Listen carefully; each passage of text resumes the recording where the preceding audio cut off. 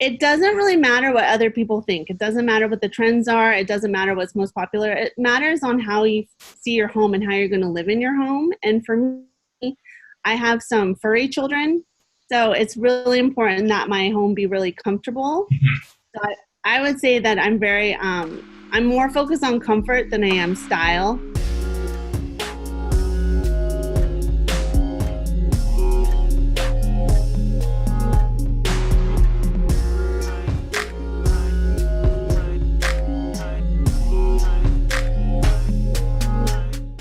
How would you describe your own personal design style?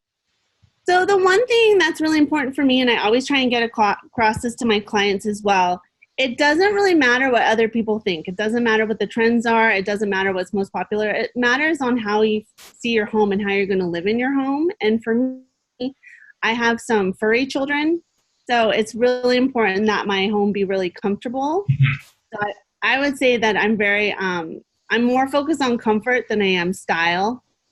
I do like things to have clean lines. I do like things to be neutral so that you don't get tired of them. I think it's more of a transitional style, but I usually go for comfort more than anything else. Comfort more than anything else. Interesting. Mm-hmm. Mm-hmm.